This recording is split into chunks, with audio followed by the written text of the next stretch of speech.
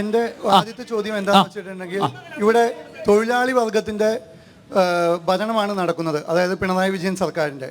പിണറായി വിജയൻ സർക്കാർ മന്ത്രിമാരുടെയും പി എമാരുടെയും ചെലവ് കാശ് എടുത്തിട്ട് സാലറി മറ്റുള്ള പെൻഷന് വേണ്ടി മാറ്റിവെക്കാനുള്ള ഒരു നടപടി എടുത്തു കഴിഞ്ഞാൽ അത് തൊഴിലാളികൾക്ക് നല്ല രീതിയിൽ അത് നിങ്ങൾക്ക് അടുത്ത തവണയും ജയിക്കാനുള്ള ഒരു തീരുമാനമായി വന്നത്. അതായത് നിങ്ങൾ ശമ്പളം എടുക്കാതെ നിങ്ങൾ ചെലവെടുത്തോ, ചിലവ് അമേരിക്കയിൽ പോണതിന്റെ ചെലവെടുത്തോ എല്ലാം എടുത്തോ, പക്ഷെ ആ ശമ്പളം നിങ്ങൾ ബാക്കിയുള്ള പെൻഷൻ പദ്ധതിയിലായിട്ട് മാറ്റി വെച്ചിട്ടുണ്ടെങ്കിൽ അത് ഒരു നല്ല തീരുമാനമായി മാറുമായിരുന്നു. ഇനി അടുത്തൊരു കാര്യം കൂടി, നിങ്ങൾ പൗരത്വ ഭേദഗതിക്കെതിരെ സുപ്രീം കോടതി പോയിട്ടുണ്ട്. ആദ്യമായിട്ട് ഇവിടെ പൗരത്വ ഭേദഗതിയുടെ ഇത് കൊടുത്തത് തൃശ്ശൂരുള്ള സുൽഫീത്തർ എന്ന് പറഞ്ഞ ഒരു ലേഡിക്കാണ് കൊടുത്തത്. നിങ്ങൾ സർട്ടിഫിക്കറ്റ് ഇവിടെ നിന്ന് കൊടുക്കുകയും കോടതി പോയി 10-15 ലക്ഷം മുടക്കി അഡ്വക്കേറ്റിനെ വെച്ചിട്ട് വാദിച്ചിട്ട് ജയിക്കുമോ? നിങ്ങൾ കേരളത്തിൽ തന്നെ കൊടുത്തു. എന്നിട്ട് സുപ്രീം കോടതി വന്നപ്പോൾ ചോദിക്കും നിങ്ങളല്ലേ സർട്ടിഫിക്കറ്റ് ആദ്യം ഇഷ്യൂ ചെയ്തത്, പിന്നെ നിങ്ങൾ തന്നെ ഈ ബില്ല് നിർത്താൻ പറഞ്ഞു കഴിഞ്ഞാൽ അത് എങ്ങനെ നടപ്പിലാക്കും?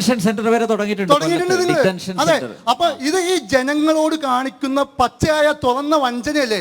അത് ചാനലുകൾ എടുത്തു കാണിക്കുന്നില്ല. കാര്യം എന്നാന്ന് പറഞ്ഞാൽ CAA വച്ച് പൗരത്വ ഭേദഗതി വെച്ച് ആദ്യമായി കൊടുത്തത് കേരളത്തിലാണ്. അതിന് ഒരു അംഗീകാരം കൊടുക്കുകയാണ് വേണ്ട കേരള സർക്കാരിന്. അതിന് പകരം നിങ്ങൾ സുപ്രീം കോടതിയിൽ 10 ലക്ഷം രൂപയ്ക്ക് മണിക്കൂറിന് ആളെ വെച്ച് പോയി കഴിഞ്ഞാൽ 10 ലക്ഷം രൂപ പോകൂലേ? നിങ്ങൾ ഇതുവരെ സുപ്രീം കോടതിയിൽ പോയിട്ട് ഏത് കേസ് ജയിച്ചിട്ടുണ്ട്? അതൊന്ന് പറയണം. ഇതുവരെ നിങ്ങൾ 7 വർഷമായി ഭരിച്ചു, പല കേസുകൾക്കും സുപ്രീം കോടതി പോയി, ഒരു കേസ് ജയിച്ചോ? നിങ്ങൾ സുപ്രീം കോടതി ലക്ഷങ്ങൾ മുടക്കിയിട്ടാണ് നിങ്ങൾ പോകുന്നത്. ആ കാശ് എവിടെ? ഈ കേസ് എന്തായാലും തോക്കുമെന്ന് ഉറപ്പായിട്ട് പോകേണ്ട ആവശ്യമുണ്ടോ? ആ കാശ് എടുത്ത് ഇവിടെ കൊടുത്താൽ പോരെ. വളരെ സ്വാഭാവികമായിട്ടുള്ള ഒരു ചോദ്യമാണ്.